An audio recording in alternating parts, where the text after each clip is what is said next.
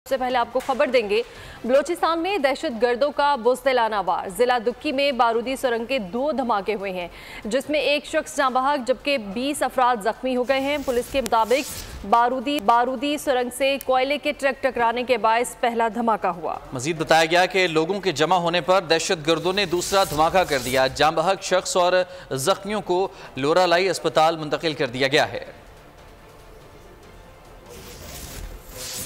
बलोचिस्तान में दहशतगर्दों की जानिब से यह बुज़दिलाना वार किया गया। जिला दुक्की में बारूदी सुरंग के 2 धमाके हुए, जिसमें एक शख्स जाँ बहक और 20 अफराद जख्मी हुए, जिन्हें करीबी अस्पतालों में मुंतकिल किया गया है।